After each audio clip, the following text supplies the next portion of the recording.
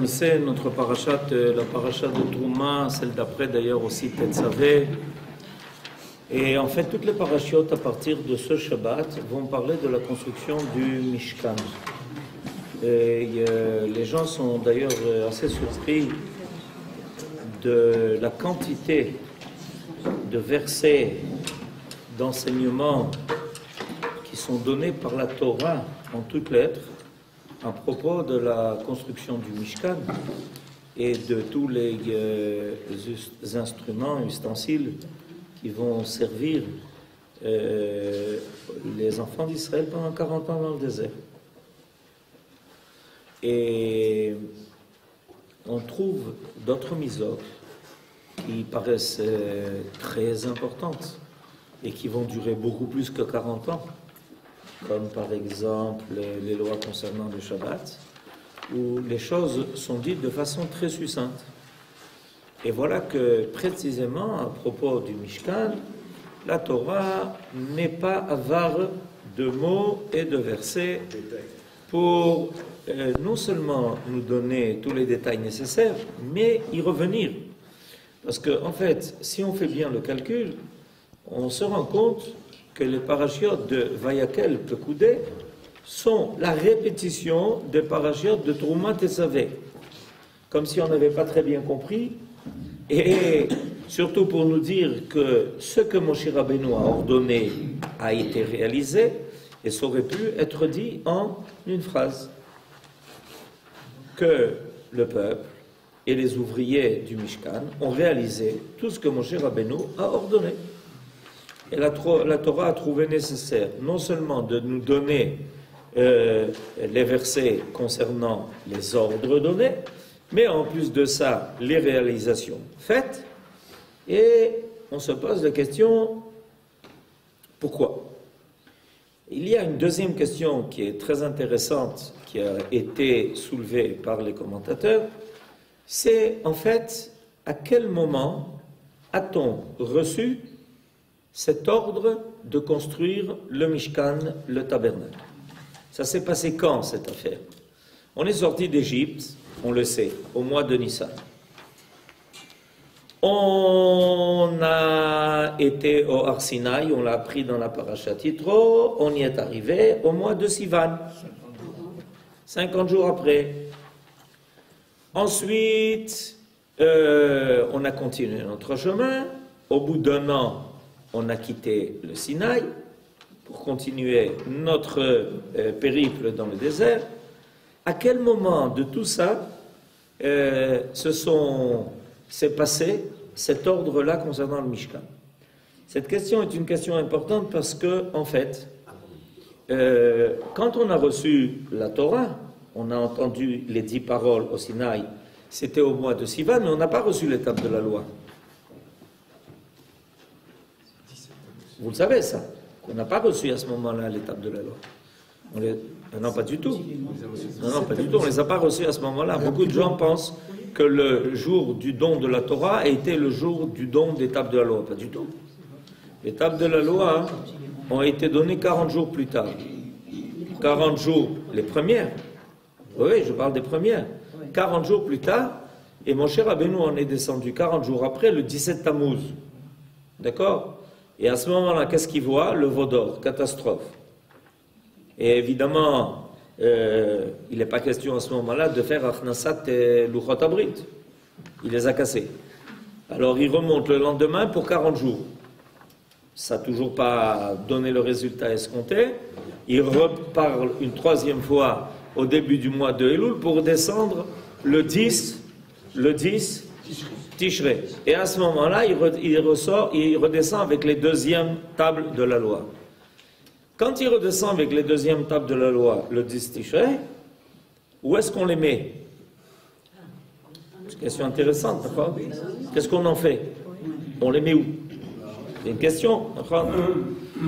Alors, ce que je suis en train de vous décrire, ça a un but. C'est d'essayer de vous faire comprendre qu'il y a une machloquette, une querelle de la compréhension, concernant la compréhension de l'ordre des choses, qui a éclaté entre les sages. Selon une partie de nos sages, en réalité, on a reçu l'ordre de faire le Mishkan après la faute du Vaudor. Et une fois que Moshe Rabbeinu redescend du Sinaï le jour de Yom Kippour avec les 2 tables de la loi, pour la 2e fois, alors Akadosh Baruch Hu lui dit, maintenant il faut construire le Mishkan. Parce qu'il faut mettre ces tables quelque part. Pour mettre ces 2 tables de la loi quelque part, il faut construire une tente, ce qu'on appelle la tente d'assignation. Et puis, il y aura là-bas toutes les parties jusqu'au Kodesh HaKodashim. Et dans le Kodesh HaKodashim, il y aura l'arche avec dedans les 2 tables que tu as descendues. Donc, ils auraient reçu cet ordre de faire le Mishkan seulement après qu'il y ait eu la faute du Vaudor.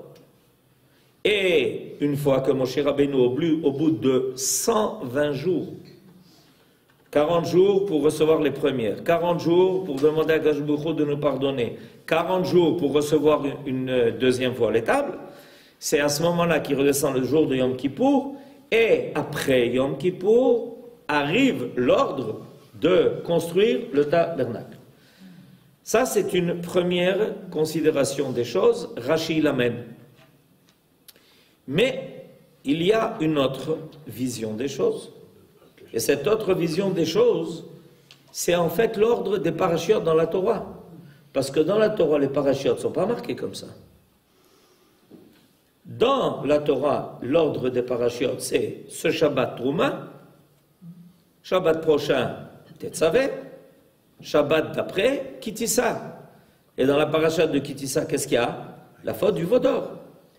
Donc, selon l'ordre des parachiotes de la Torah, l'ordre de construire le Mishkan a précédé la faute du Vaudor.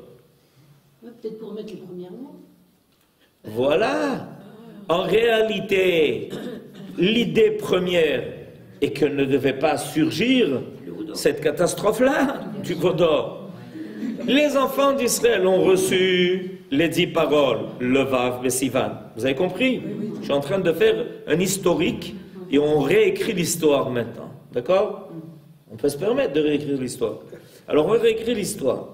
Donc, on a entendu le 6 Sivan, Akadosh Baruch Hu déclamer les 10 paroles, on les a entendues dans la paracha de Yitro, et puis Akadosh Baruch Hu lui dit maintenant, écoute, tu vas monter, tu vas rester avec moi 40 jours, je vais t'enseigner toute la Torah, et au bout de 40 jours, tu descends avec les 2 tables de la loi. Personne n'a en tête l'idée qu'elles vont être brisées, parce qu'il va y avoir le Vaudor. Et puis, quand ces tables vont descendre, il faudrait bien les mettre quelque part. Personne n'a pensé qu'on allait les casser. Donc, l'ordre de la construction du tabernacle a été donné avant la faute du Vaudor. Pas en réparation de la faute du Vaudor, mais au contraire. Il y a une histoire d'a priori. C'est vrai qu'il y a aussi une histoire d'a posteriori. Alors ça, c'est toujours une grande question philosophique, vous allez y réfléchir pendant tout le Shabbat. Qu'est-ce que l'on vit? L'histoire a priori ou l'histoire a posteriori? C'est intéressant ça comme question, parce que ça a commencé dès le début de la Torah. Akadosh Baruch Hu, il avait l'intention de laisser Adam Arishon et sa femme au Gan Eden. Et puis voilà que boum, catastrophe.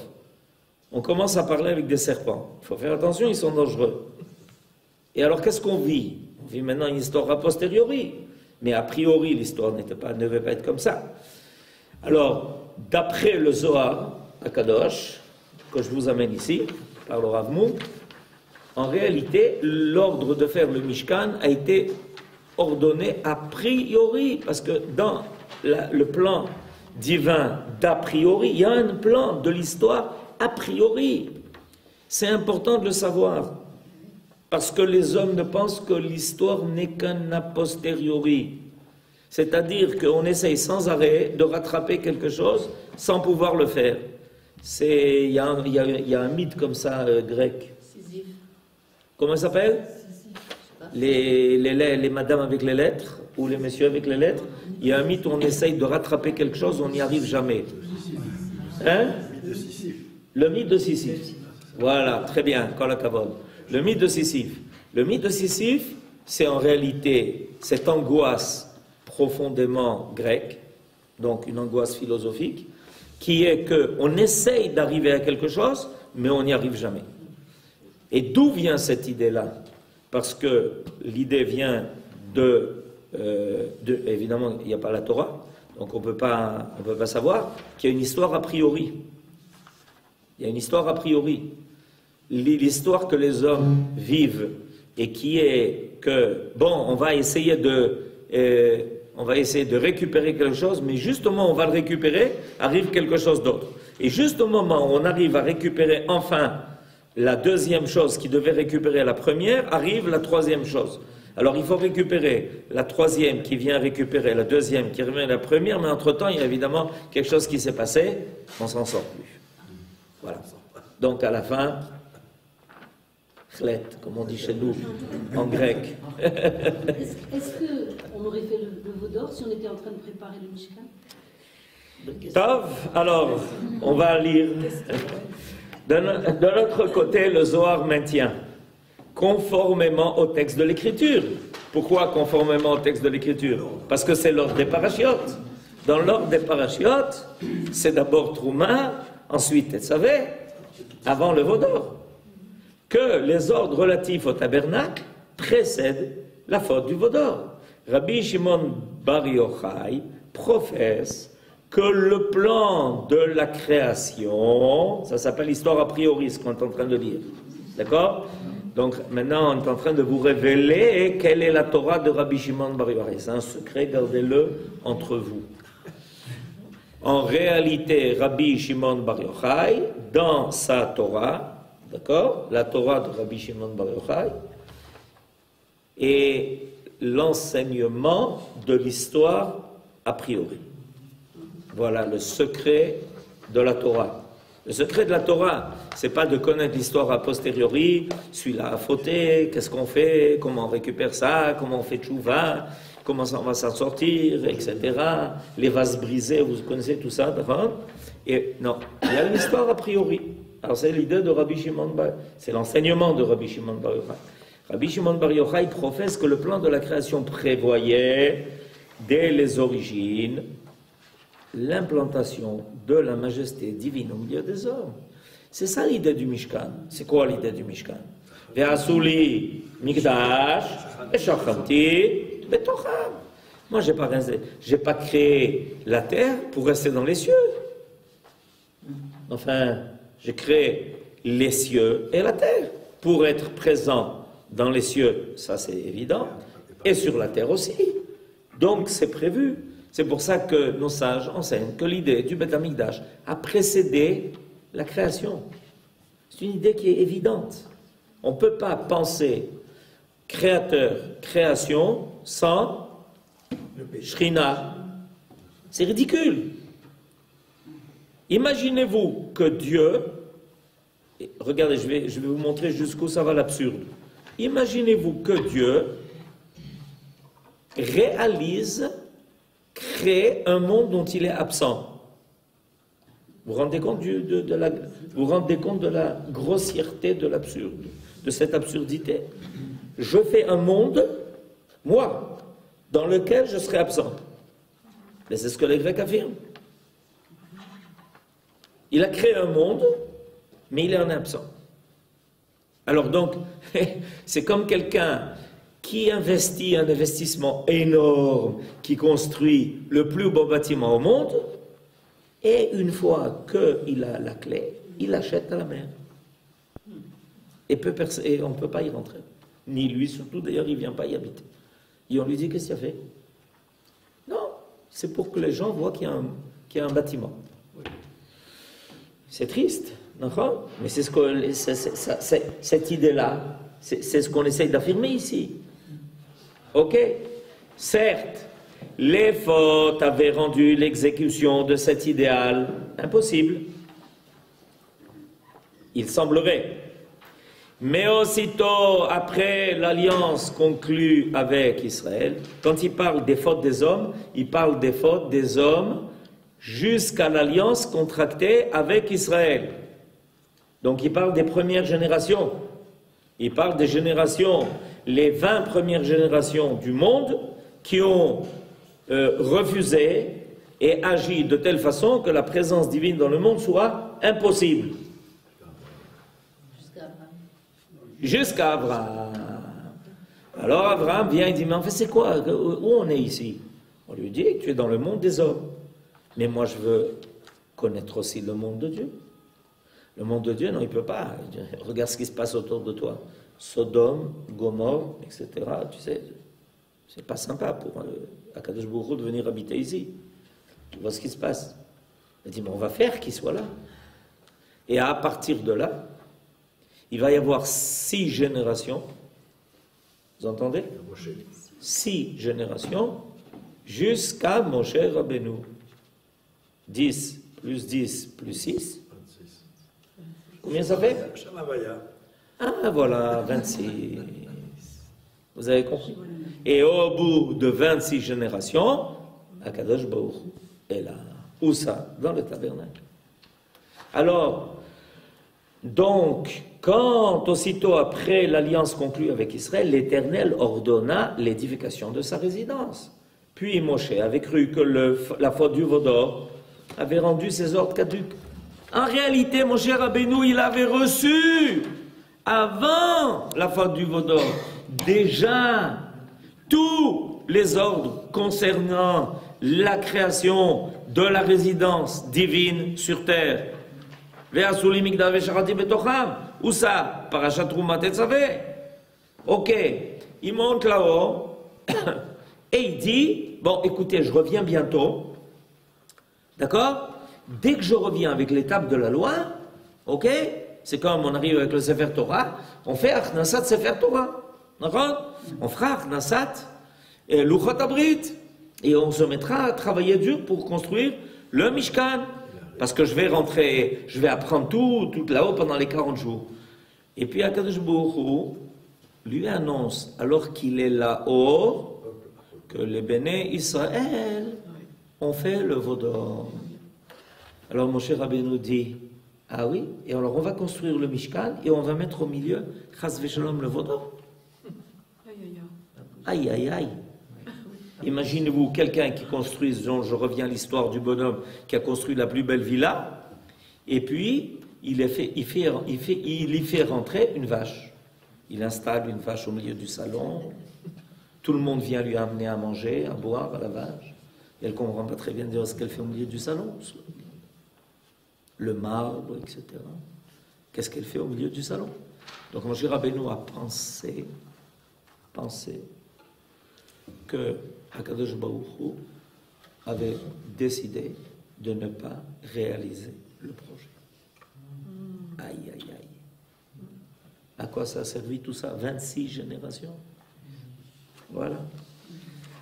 Puis Moshe avait cru que la faute du veau d'or avait rendu ses ordres caducs.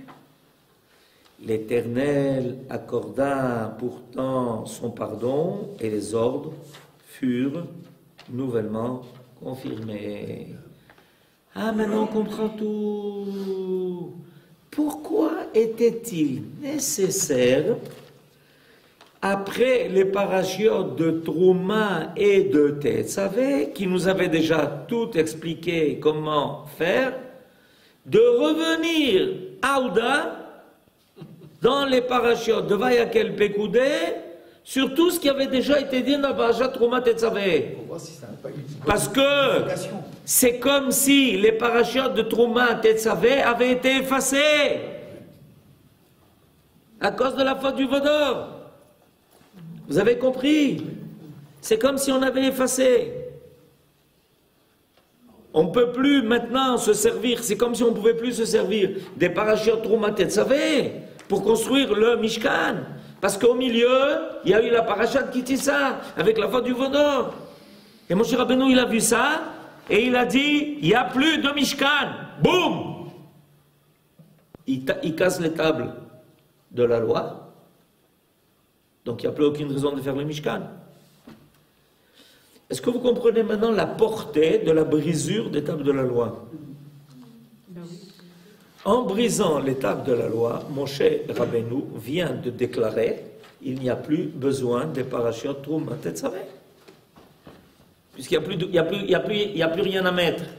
Toute l'idée de construire le Mishkan, c'était d'y faire résider la présence divine avec la présence de ces lois qui avaient été écrites de la main de Dieu. Vous comprenez? Alors, Moshe Rabbeinu a dit, c'est terminé, c'est fini, il n'y en a plus besoin. Allez, tant pis pour nous, tant pis pour vous, tant pis pour le monde entier. Et qu'est-ce que Akadosh Baruch Hu est obligé, enfin entre guillemets obligé, ce qu'il veut faire, c'est enseigner le concept de la tchouva. Le concept que même des choses brisées sont réparables. Voilà.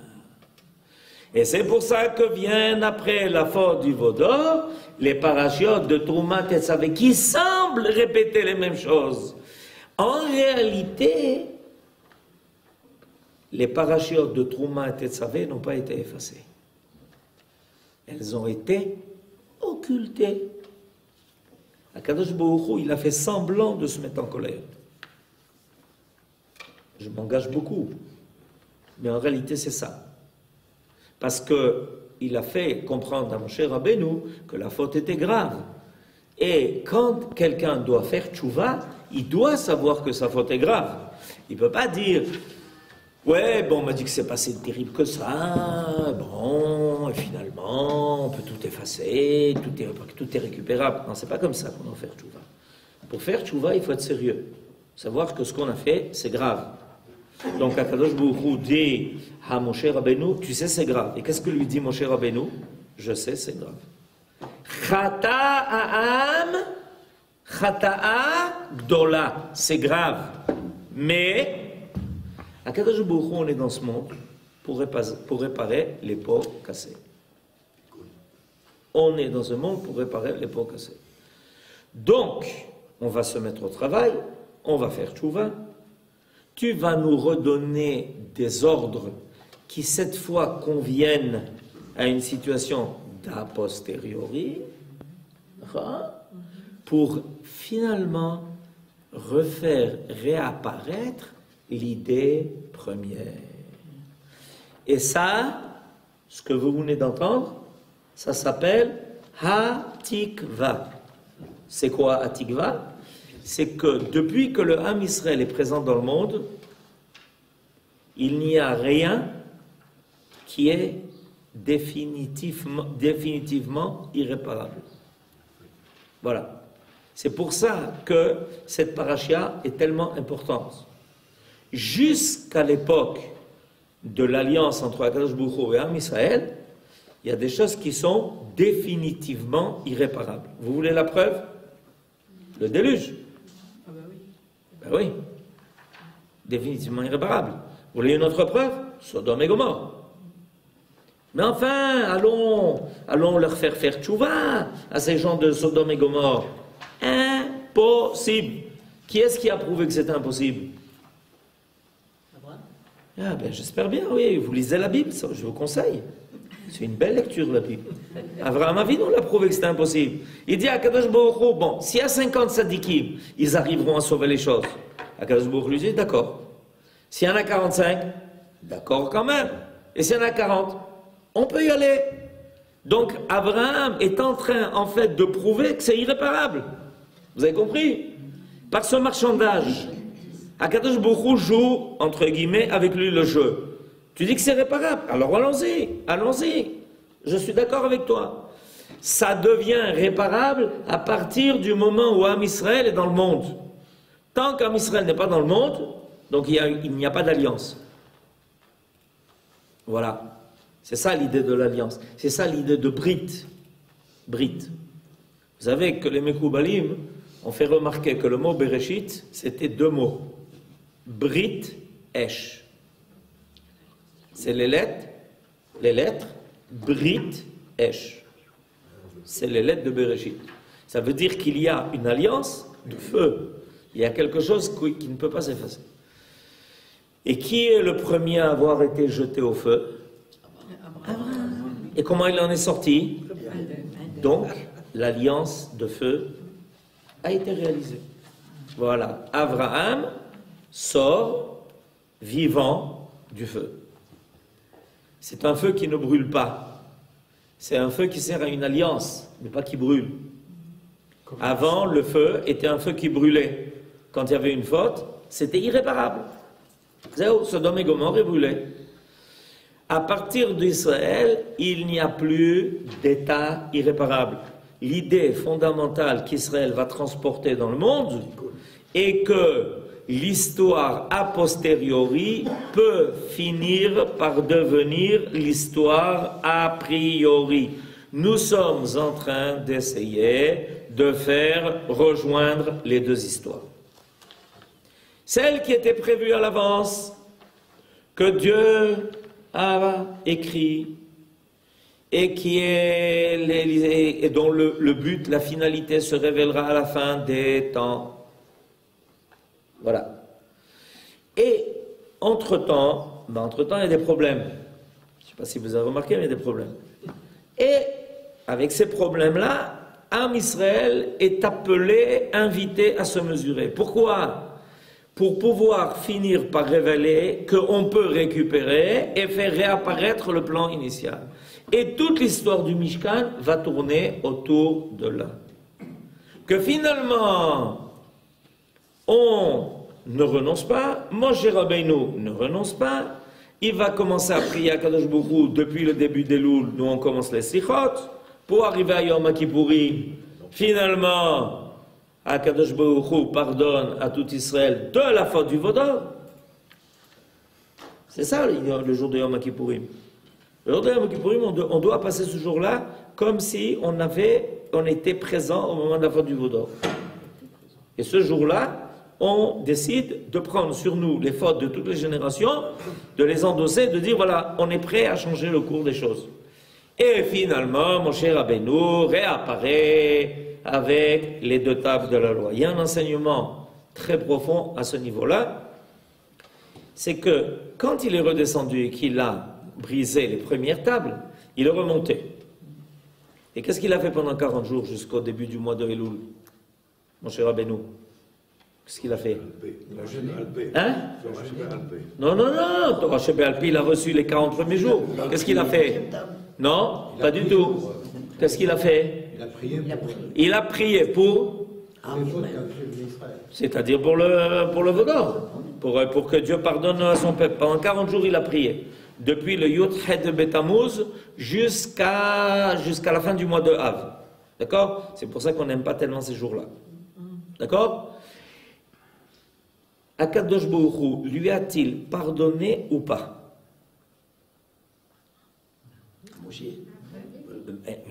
Moshe Rabbeinu a prié pendant ces 40 jours. Il a demandé que Dieu, comme vient de dire M. Fedida, pour que Dieu pardonne à son peuple les fautes qu'ils avaient faites. Parce qu'avec le Vaudor, il y avait tout un restaurant qui était prévu.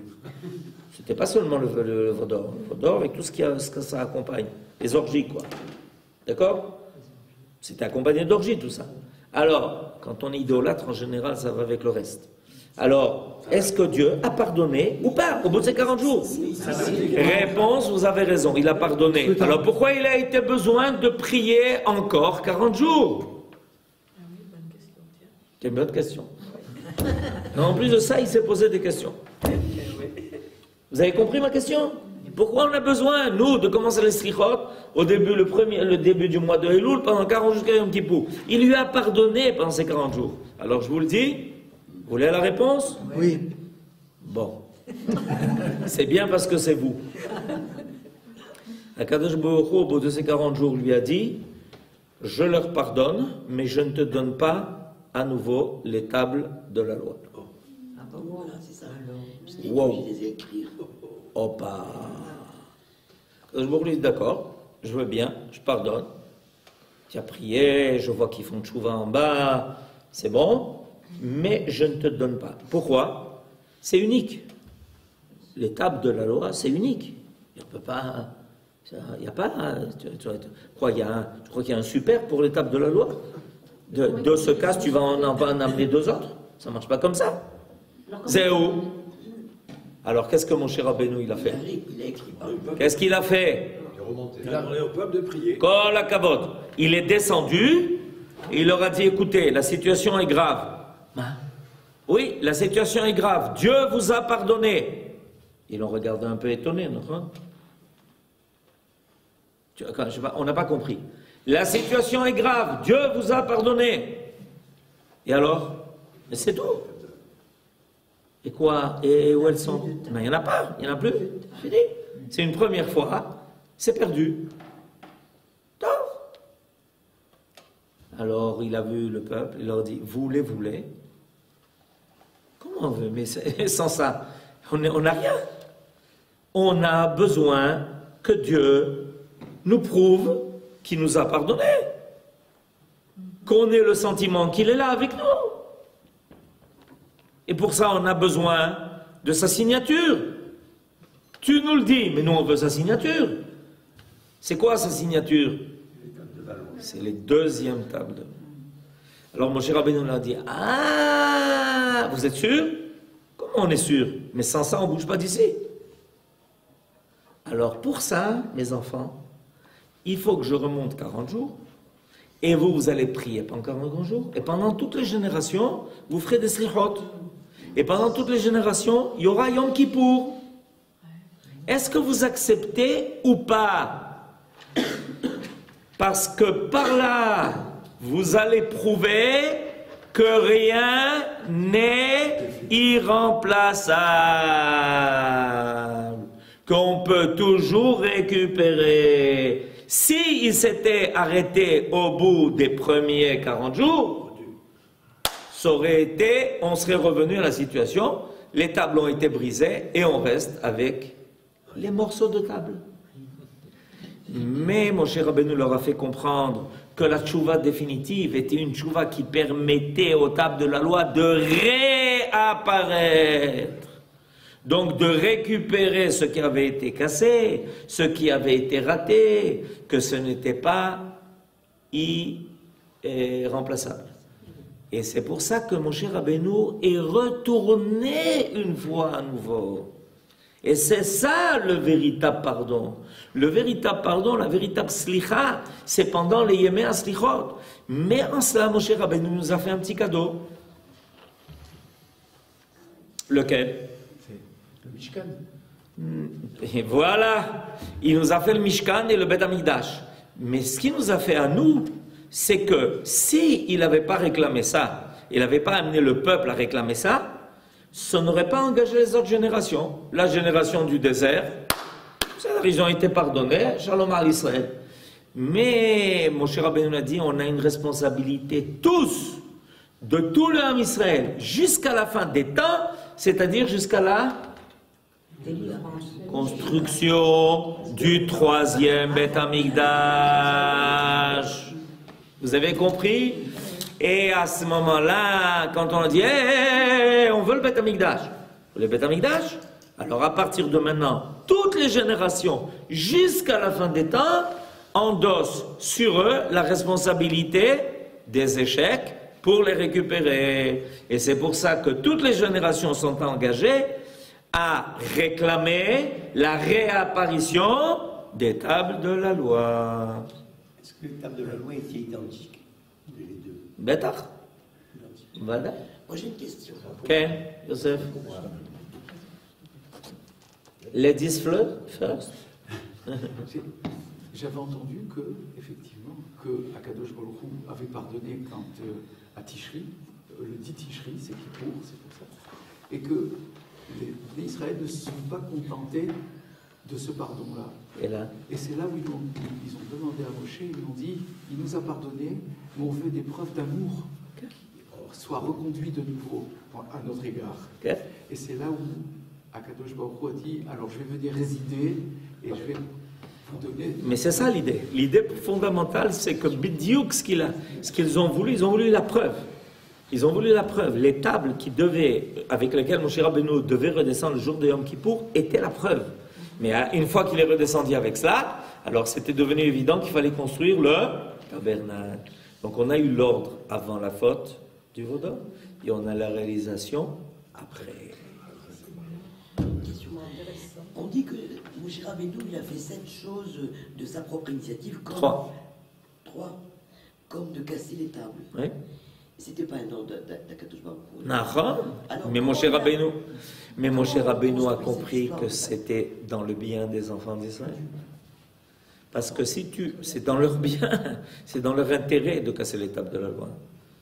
Il y a des fois où dans l'intérêt des choses, il faut casser les assiettes. D'accord. Parce que s'il était venu avec les tables de la loi, qui étaient en train autour de tourner du veau d'or, la faute aurait été irréparable.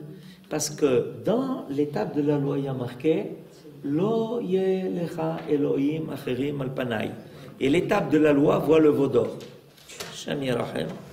Imaginez-vous qu'il y a marqué de la main de Dieu Lo yelecha Elohim acherim al panai. Et qu'est-ce que ce verset voit? Le veau d'or. Shem Yerachem. Ça me donne déjà de la fièvre. Shabbat Shalom.